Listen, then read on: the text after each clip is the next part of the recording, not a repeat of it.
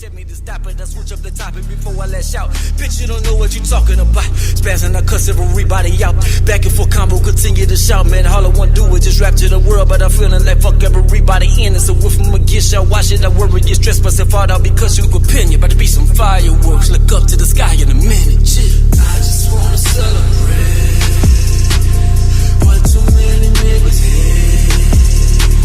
They want the fool above you play. That's why the hood be looking just like the 4th of July.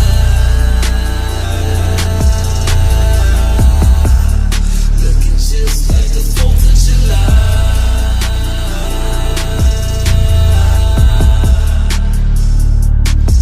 They're gonna follow us in my city. They're gonna follow us in my city. They're gonna follow us in my city.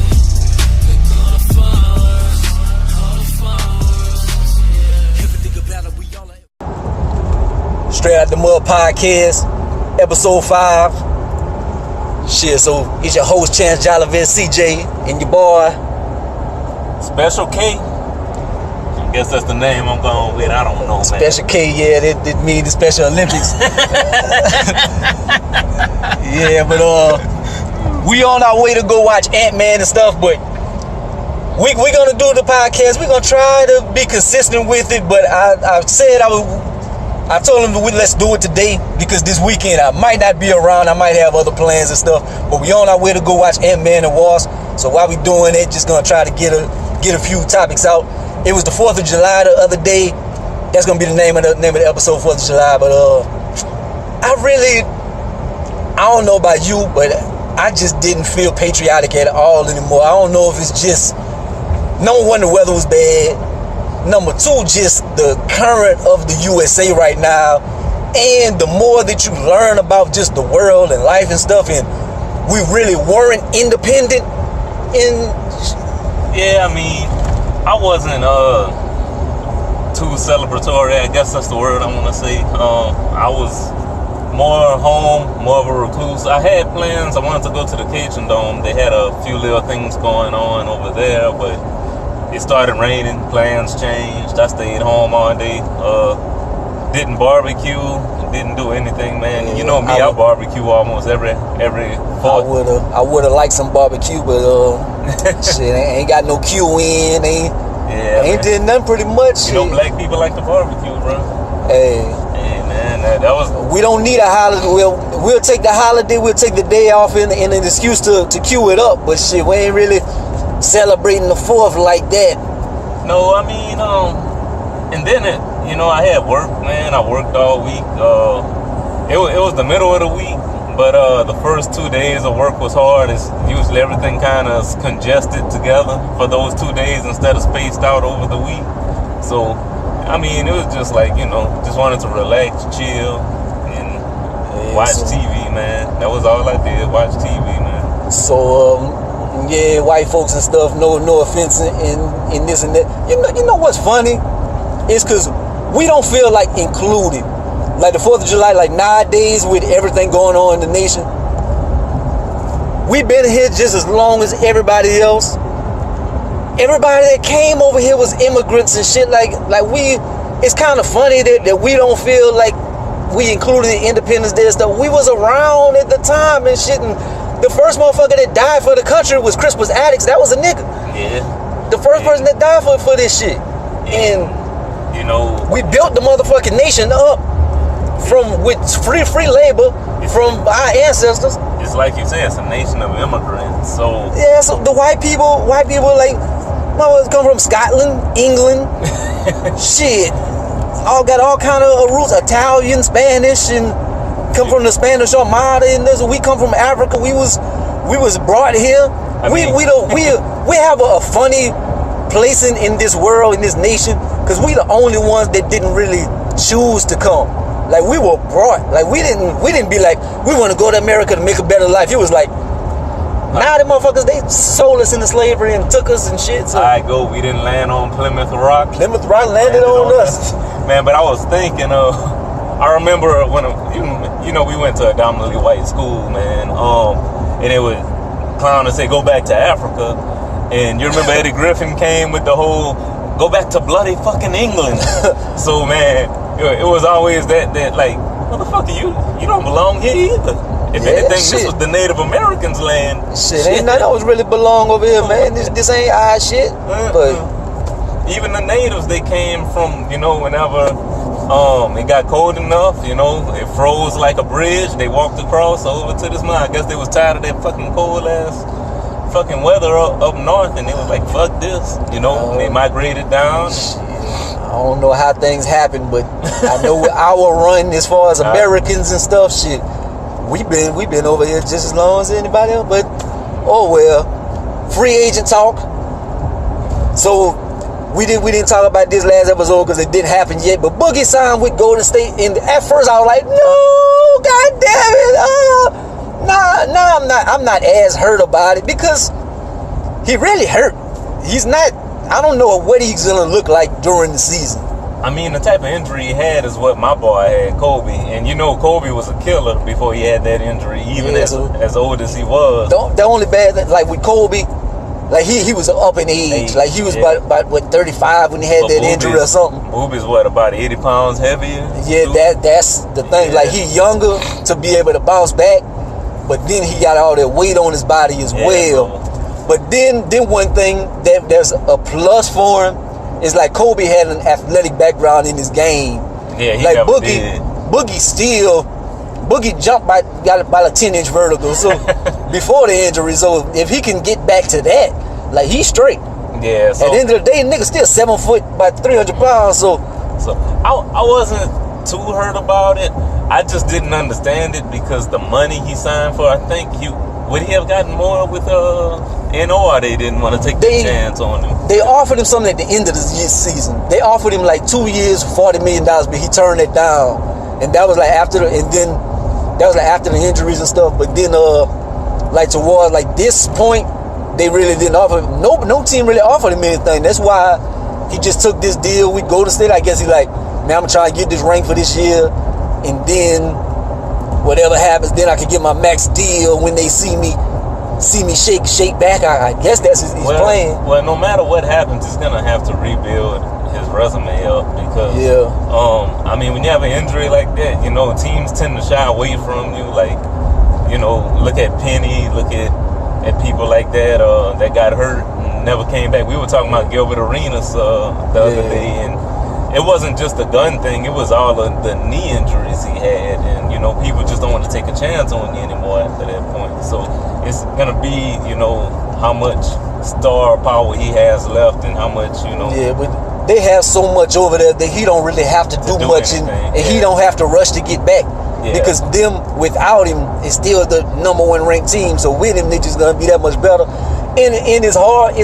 I want him to do well. I want him to bounce back. I don't want his career to be messed up, even though he's not with the Pelicans now, but he was with us last year. So I got love for him because he was part of the crew at the time. And whatever happened with the franchise, I don't want to wish him harm. But I really don't want them niggas to be running over everybody.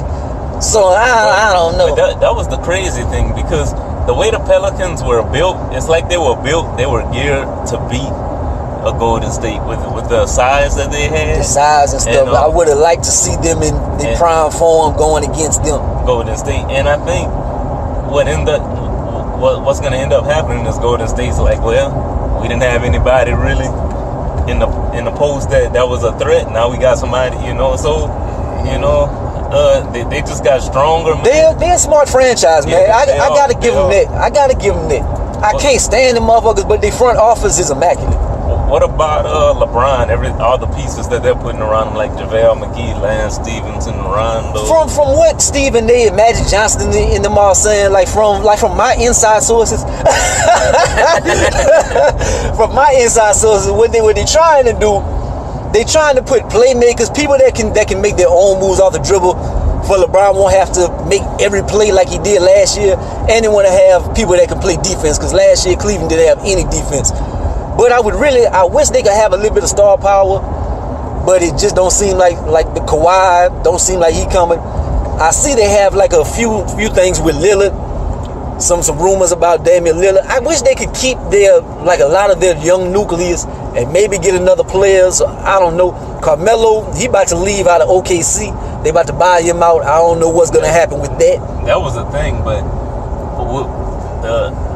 LeBron can run. Now, that's one thing I can give about LeBron. Melo doesn't look like he's going to be able to run up and down that court with the Lakers because the Lakers are a young team and they're a team that likes to go, man. Even this year when they were playing, when you watch them, they were a team that went up and down. You know. And the bad thing about it is, like as far as the Lakers, if picking him up, they got so many people at that position. You got Kyle Kuzma, Ingram, LeBron. Yeah. So they got a bunch of small forward type cats. So would you sacrifice like Kyle Kuzma's play time because he's developing into look like what's going to be a star player one day? To me, you know what? Who I think he might be able to fit in with? I think maybe the Rockets. Well, that was a team that wanted him. You remember we were talking? But they play his style of ball. Isolation, get your shot. And no shot is a bad shot because they let them motherfuckers, that's what got them out of the playoffs because we gonna make a three and miss 27 threes in a row and shit. So that's him right there. I can shoot as much as I want. Oh man, I was looking at 19-year-old Melo Melo last night. Melo was a dog. If you a young person or whatever, you like, Melo ain't that good. Watch Melo when he was younger. Melo with the braids. That nigga was fucking a monster. He needed to grow his shit back, man. I think it was like Samson. He lost his power when he cut his hair, man. Shit, I had to grow my shit back. Did you get any of your power back? Not none. Oh, okay. Speaking of it, we get into a little bit of health talk. We was talking about that the other day, like health after, like me with what I'm gonna talk about health wise is like being healthy over 30. Like when you're younger, you like, oh man, I see people like talking about age and shit, like Dwayne Wade get a certain age and shit, and he start getting miles on it. Oh man, that ain't happening to me. I'm a be nigga. When you get past 30, dog, that band starts to jump on your back. Well, we were talking about it, man. It was funny. You remember when I went to the basketball court? That was the last time I actually played a game. Yeah. And I did a double jump, and I thought I popped my Achilles tendon that day, man. I missed work. I missed $400. That was $400 for one day of work. Couldn't go to work. And you start to realize, man, I'm not invincible anymore, you know? Yeah, man.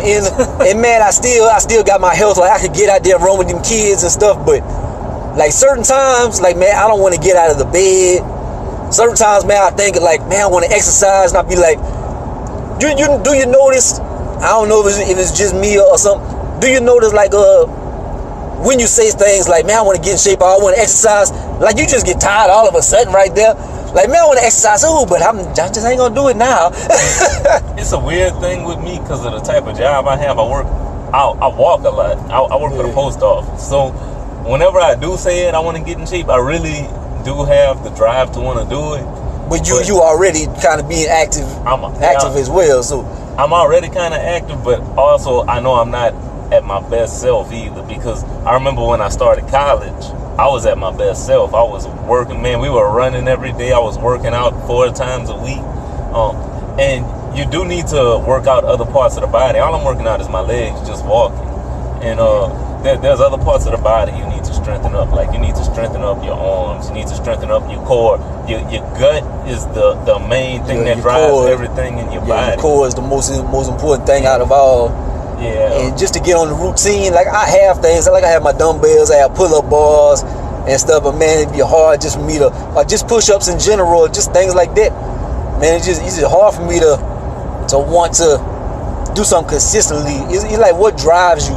Like when you're younger, like you got things like maybe I want to pursue this, pursue that, or whatever. When you're older, like it's like, man, I'm not about to jump on no team or anything. So it's like you have to be self-motivated. You got to do it from within. Like I still have to master that, because I'll do things randomly. But as far as like getting on a regimen and doing it, I'm not strong-willed enough right at this moment to do it. But I need to. You do have to. You have to watch your health more when you get older. Yeah. Because like as far as like stretching, what you put in your body, what you eat, and stuff. That was a thing I wanted to get to, but we're kind of doing this podcast on the fly. I had wrote some things down. And I was kind of segueing you into the food thing. Oh yeah, my bad. But it was cool. But basically, what it is with the food and things like that is like when you're poor and you live in a bad situation, you're gonna have a poor diet than somebody that's making like kind of how they say like black people, we have like higher cases of high blood pressure, cholesterol, diabetes and stuff like that. But at the end of the day, you want to say like, oh well, we have bad history of eating.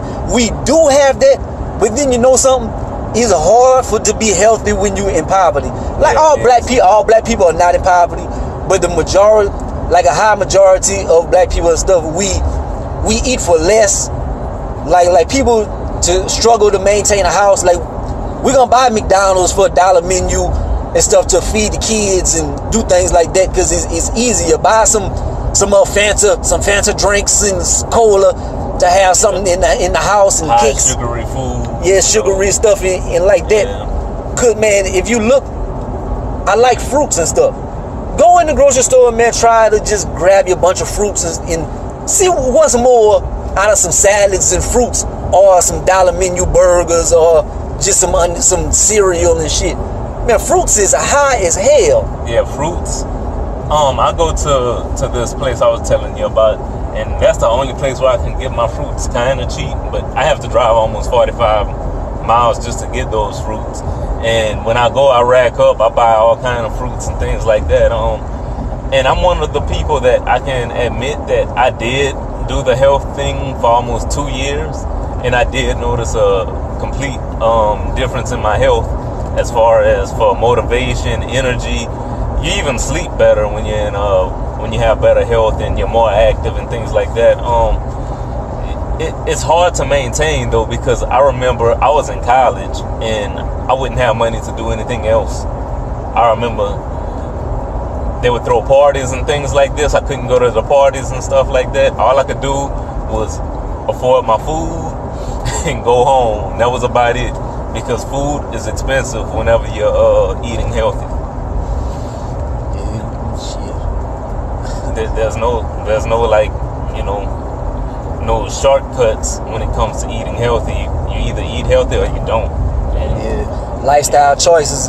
Yeah. And is not something that you could just be like, well, I'm gonna do this for a little while or something. Like for you to be healthy all the way, you gotta. It's a whole lifestyle. Like as far as and a thing I don't like, a lot of females do this, like they post on social media and stuff. How can I lose this weight real fast or something? You can lose weight fast as hell. You can go sit in the sauna or something. You can lose all kind of water weight. That shit is gonna come right back. Yeah. There's no shortcut for health.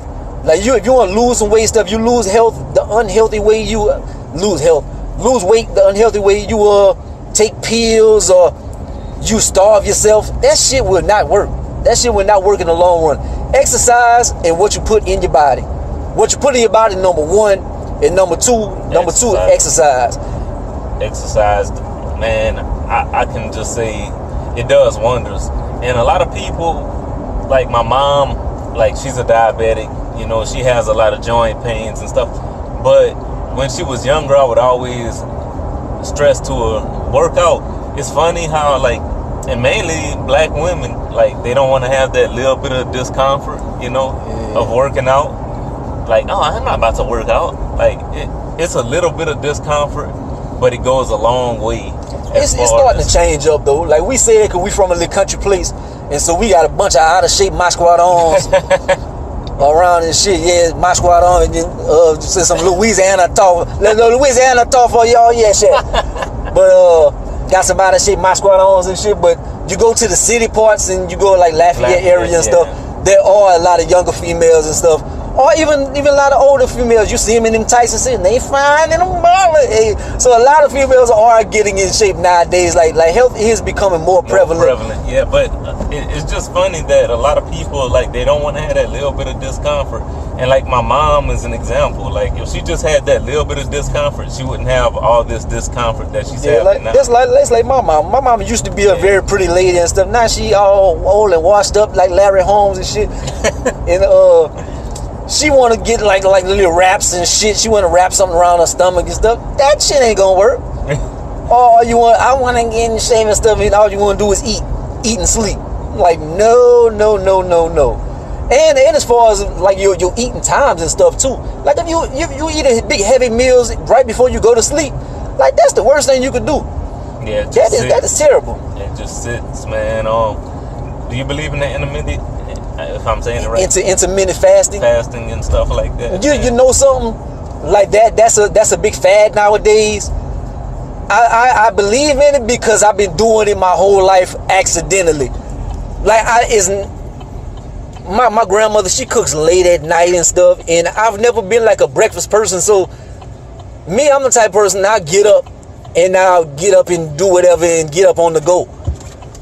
And so me getting up on the go, I'll forget to eat, and I'll wind up just eating at night. And it's not, maybe, I don't know if it's the healthiest thing, but a lot of people swear by it nowadays, so I don't know. But I still have the same body pretty much as shit from high school. I don't know if that's my eating habits or if it's genetics. I don't know. Yeah, because I never did the intermittent.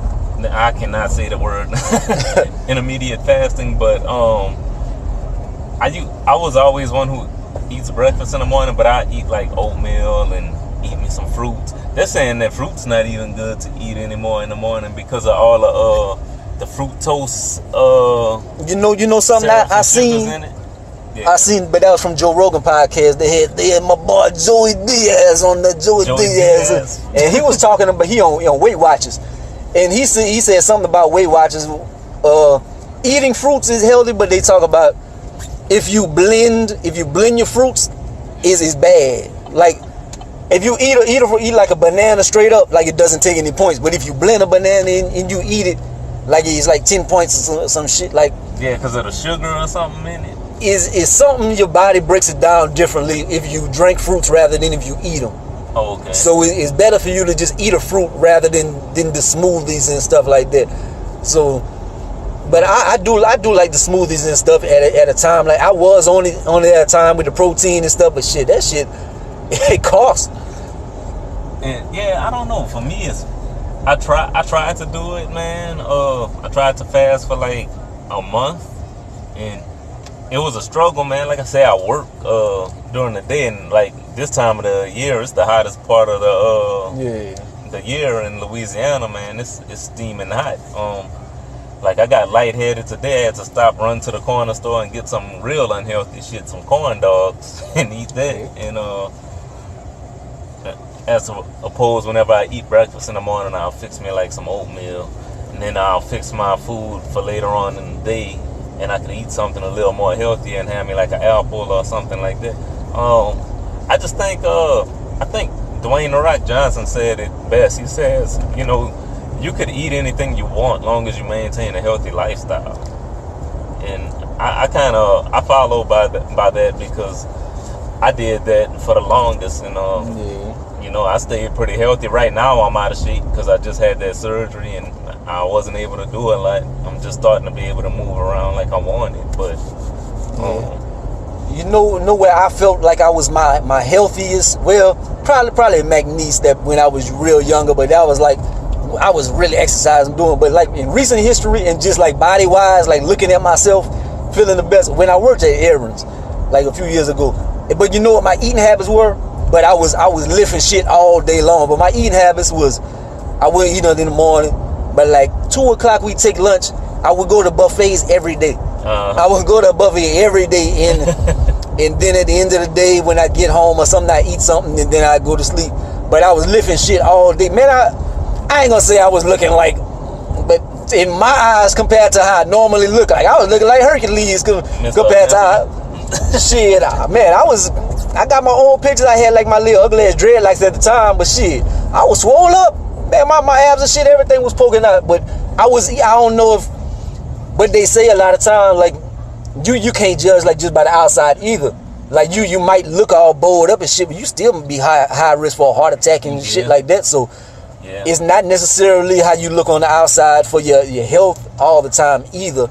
Well, like one of my friends was running every day, man. He had a heart attack a while back. So it's so hard to, and that's another thing as far as I need to be better with that, but that's so expensive too. Like normal checkups at the doctors and shit, like that is something that black folks need to do more. Like I don't go because man, that shit is just expensive. I don't have no health insurance like that, man. Like just to go check yourself out, but that's something that you need to do. Like I'm the type of person, I'll feel a certain way, I'll get on and Google, and that's the worst thing. You Google shit, you be like, oh shit, I got cancer. Oh Jesus. So, but I'm guilty of that. I get on Google and I be like, oh damn, what can this be? And I look for remedies, natural home remedies and shit, and try to kind of doctor myself up. Hey, I got Indian in my blood, and we've been doing that for years. Yeah, man. Speaking of, man, you remember the old remedies they used to do, like the mamu roots? Shit, I remember Mama, like my great grandmother, his grandmother.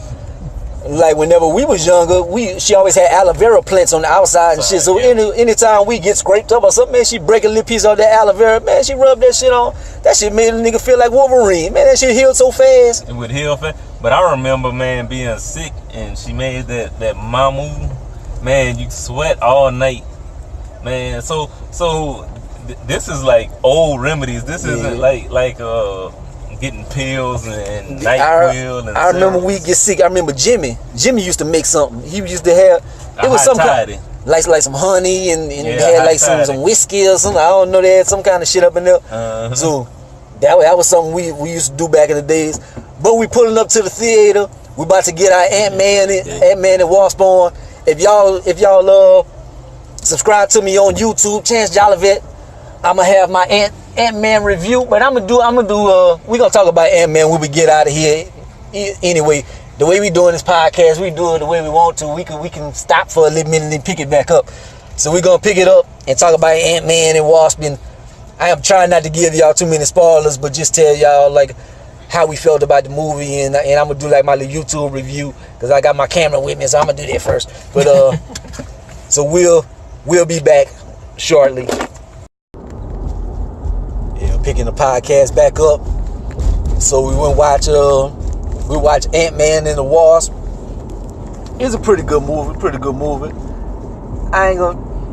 It's a good solid 8 out of 10. I ain't gonna get into too much because I just did my little YouTube review. So if you want to see that, like the whole review or whatever, so you can check it out on YouTube. But it's worth going and see. I would recommend it because they don't have anything else. And if you into the Marvel movies, if you into Avengers and all that, it's a good tie-in. Yeah, everything. You want to watch everything, man, because all the movies, they all allude to other movies and stuff and just bring little small facts. So it's best to watch all of them so you won't miss things whenever they bring them up in the cinematic universe. Yeah, and for me, I gave it a little higher score. I had gave it a 9, but I gave it just because I had tied in what he was doing while they were doing their thing in Avengers Infinity War, plus how it tied into Avengers Infinity War. I don't want to give nothing away because there is something kind of at the end that hints to everything, but it was pretty good movie. I say I liked it a little more than Deadpool 2. Deadpool 2 still was my jam, but I gave it like probably 5.5 higher than what I gave Deadpool. I think I gave Deadpool a 8.5. I gave this one a 9. So I mean they're right there. They're tit for tat with each other to me, pretty much. Yeah. So this podcast, they ain't really got too many current events going on. They ain't really got too much going on this week. Want to talk about the fights, man? Yeah, this weekend they have fights. Daniel Cormier gonna be fighting Stipe Miocic. I think we talked about that to end the last podcast. But yeah, that's gonna be some good fights. Francis Ngannou and Derrick Lewis. That's gonna be a scrap. Yeah, I think Francis Ngannou got that though, man. I know you say Derrick Lewis, he can scrap, but I don't know, man. Francis Lewis a dog, man. Francis got that power. Francis is a monster, man. But Derrick Lewis, I think he has the capabilities to bring it to the ground. If he can kind of get it to the ground and get his weight on Francis Ngannou and kind of burn him out of ground and pound, he has a shot. But standing up just toe to toe, blow for blow with Francis Ngannou, that is never a good option, because you will leave without your jaw, your head. It is not the smartest thing in the world to do. Yeah, he's the black cyborg. Shit, man. You think Daniel has a strong chance to bring this title home? I think Daniel could do it, man, because Daniel, he undefeated at heavyweight in UFC and in wrestling. He's never lost a heavyweight. He always been a good heavyweight. What you think will be his strengths against Stipe though, man? Wrestling in pace. Just that he can make it ugly. Like if he can get it to like the cage, and the way that Stipe Miocic beat Francis Ngannou, I think that's how Daniel Cormier could beat Stipe Miocic. Now in a boxing match, if they get straight boxing, I think Stipe can get him, because Stipe is like 6'5", and he got power. He has power and he has a good jab and stuff. But if they get in an ugly fight and Daniel can enforce his will against him, I think Daniel could do it. But Daniel's from Lafayette, Louisiana, so I'm a little biased. But his resume, he's one of the greatest of all time. The only person he has ever lost to has been John Jones. So I think he can do it. Yeah, I mean, I'm gonna be rooting for him, but like I said, I only seen 2 of Stipe's fights. I haven't been too big on UFC like the past 5 months, so I'm kind of behind on everybody. But yeah, Max Holloway and Brian Ortega, they were supposed to fight on this card also. That was gonna be a title fight, but Max Holloway, he's out of the fight. He had to pull out. They said it was concussion symptoms, but it could be weight cutting issues as well. It could have been like he was just so disoriented from the weight cut. That's why he was acting that way. Because I don't know if his camp said anything about him taking a blow in training or anything, but that's going on. That's a weird thing. Pettis is gonna be fighting. Well, I don't know. Which Pettis?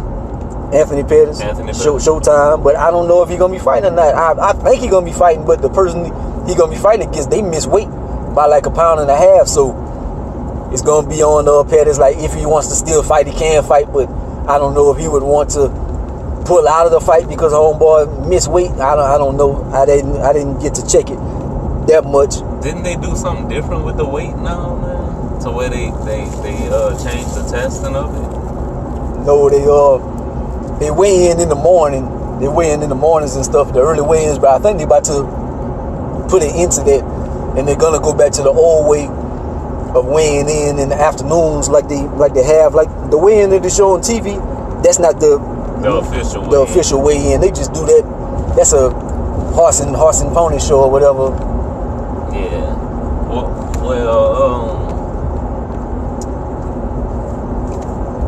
Joe Rogan was talking about it. You think they should get rid of the whole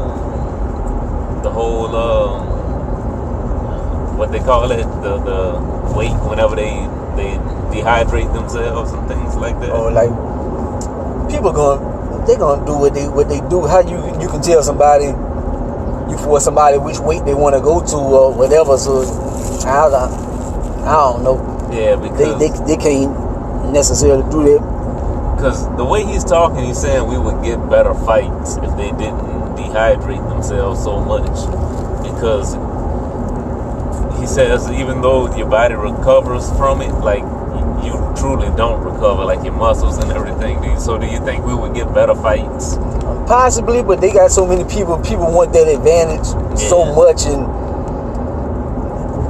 I don't know.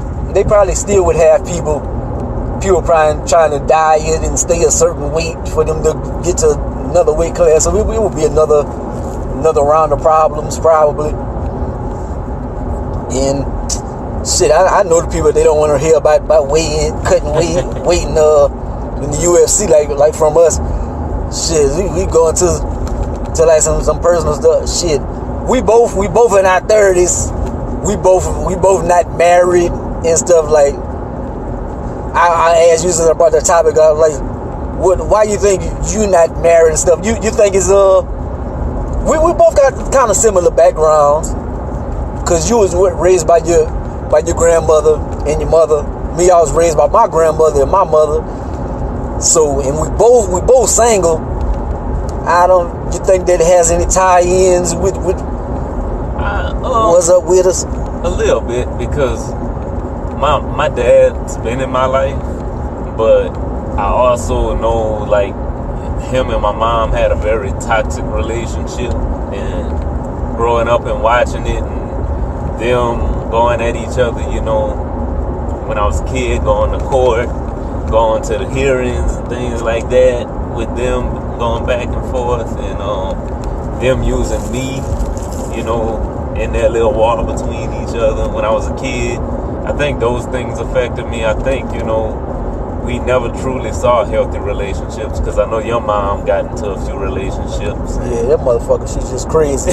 Just like, is towards a woman or something. I don't want a woman that's anything like my mother. If she shows any signs of being like my mother or something, I'm gonna run for the hills. Like, I see, like, my mother on the other hand, she was kind of, now that I look back on it, she was like the trifling type, like, a nigga gonna do this for me and that for me, and I'm gonna do this and I'm gonna get this nigga to buy me this. And she was that type of females and shit, like, want to use somebody.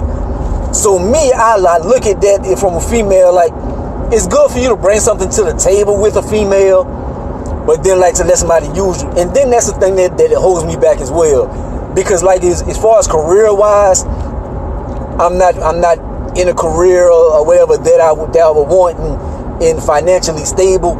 So I don't want to be a baby boy type brother, like, in a relationship and feel like a woman is taking care of me. Like, I want to be better off financially, to have something bring to the table, and I want to be the man in the relationship. Yeah. But then I don't want to be used as well.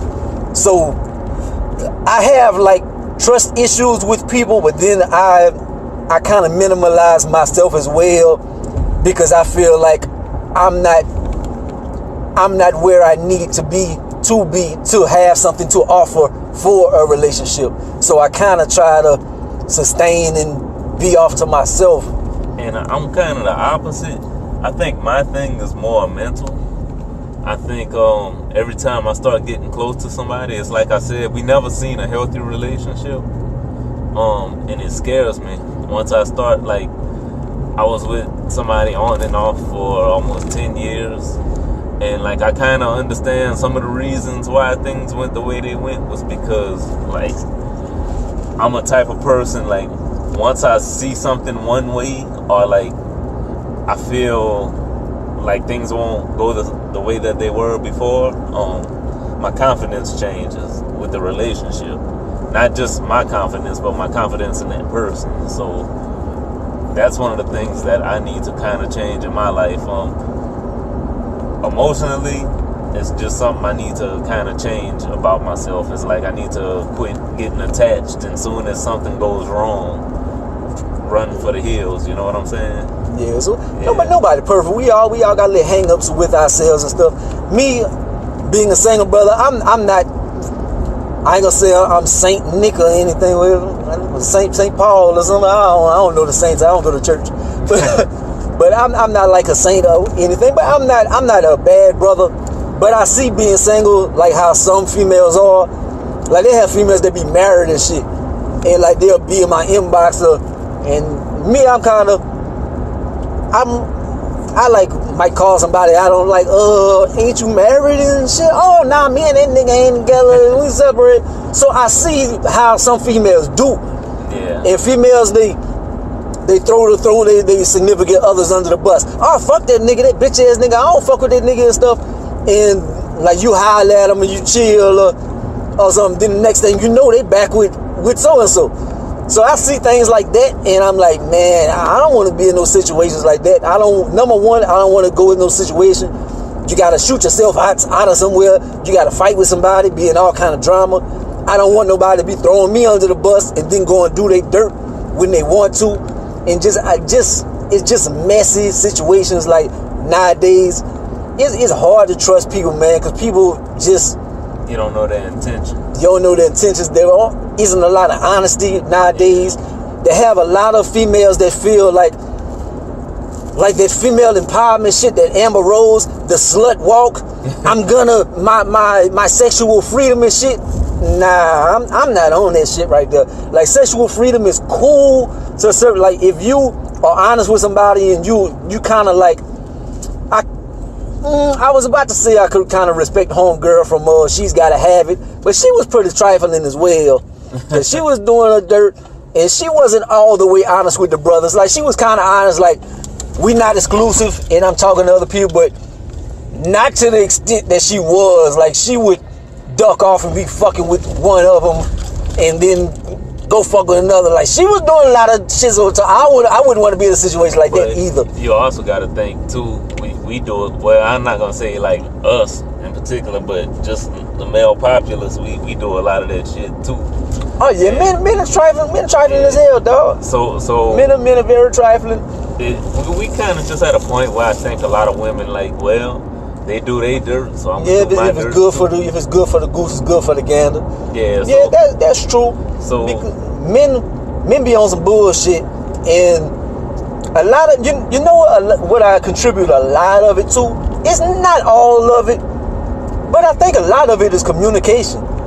I think because like with social media and stuff, like the male populace, like a lot of motherfuckers. I'm not trying to.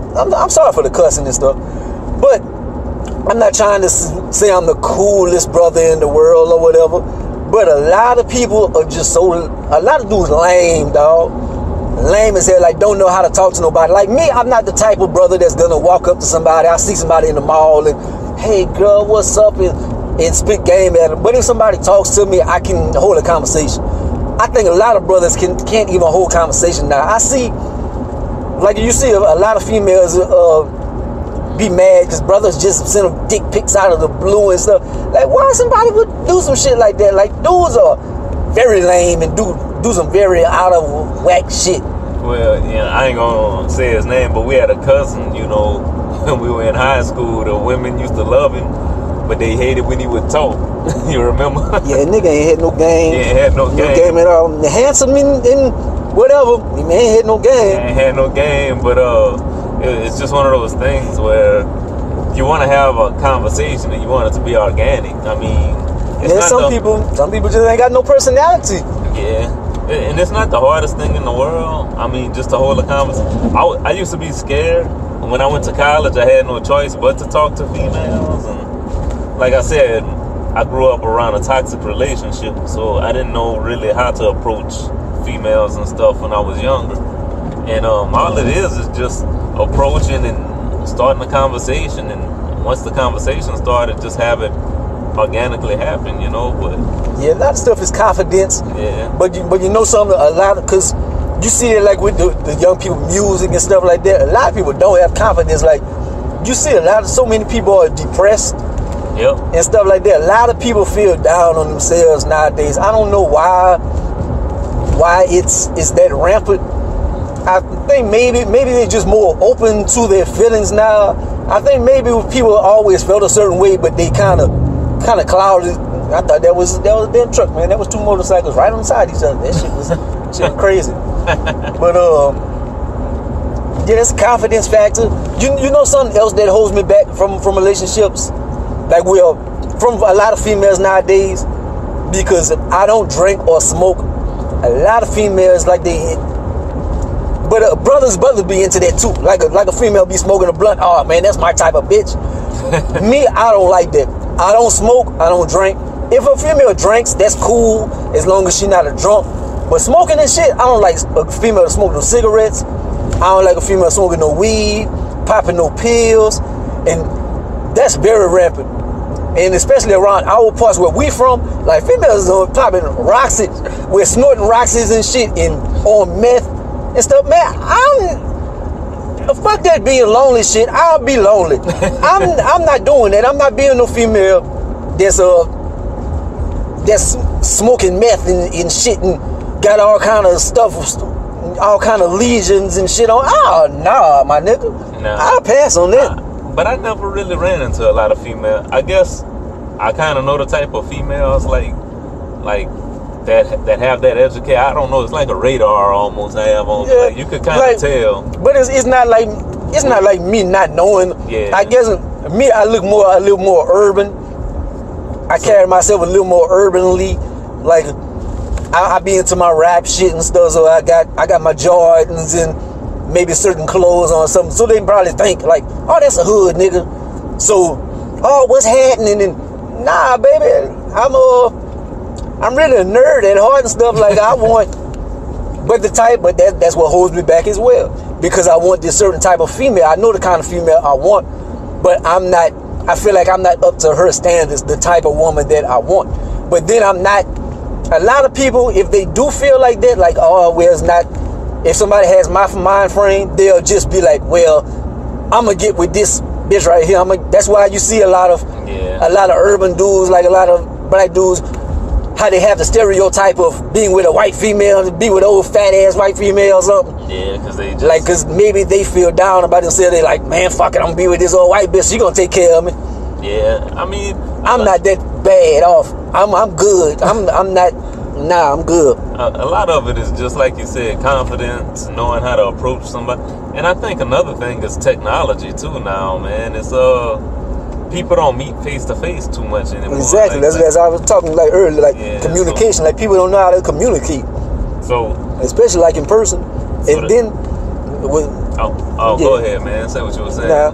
The only thing I was saying was that was the blessing of me going to college was you had to like intermingle with people, and like I had to talk to certain females and this and that. Like I remember we had one, her name was Taryn, and she was one of the most beautiful black girls they had in class, and like everybody had a study partner, and I just remember I had to walk up to her and ask her, because she was the last person. Everybody was scared to talk to her. That's how pretty she was, man. And like I ended up being stuck in with her anyway. I'm saying it like that was a bad thing, but I mean, you had to learn how to go and talk to people, man. It was one of those things, just growing pains, you know. Understanding how to talk to the opposite sex, understanding how to carry yourself with the opposite sex. I'm an old country bumpkin Negro. I had to, learn how to hold conversations, have intelligent conversations, and find their interest and hold their interest. And, they also have to do the same for you, because I don't care how beautiful a chick is. If she starts to bore you, you're gonna be bored with her. Her beauty's only gonna take you so far with her. So it's a bunch of things. Like I said, it's stuff that you're gonna keep hearing me say. It happens organically, and you're gonna pretty much feel it and see it. And then I think a lot of people settle. I think it's why people wind up being miserable at a time, because they might feel bad about themselves or whatever, for whatever reason, and they get with somebody, and then later on the relationship, it doesn't work because the same feelings and stuff are there. Because I feel in a lot of situations, the feelings was never there in the first place. You probably got with somebody because you was feeling low or you was lonely. I know a lot of females be lonely and shit, just want somebody. Like, that's not a reason to be with somebody. Like, just lonely. That's not good, because then you shortchange yourself. You shortchange yourself, and you be with somebody that's not worthy of your time. Well, there's this thing called bridal depression I was looking at, and it was showing with young black women. A lot of them wondering why they're single, and a lot of it is due to a shortage of men like us too, because a lot of our brothers get locked up or on drugs, and this and that. So a lot of them don't have the standard type of guy that they want to be with, so they just end up settling.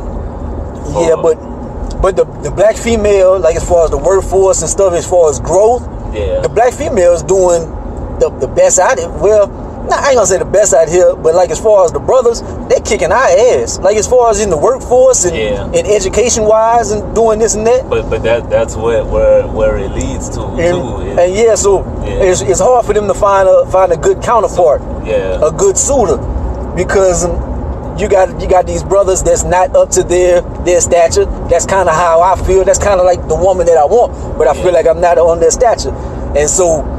Then they feel that the ones that are on their stature, like brothers of a higher level, they kind of go the other route.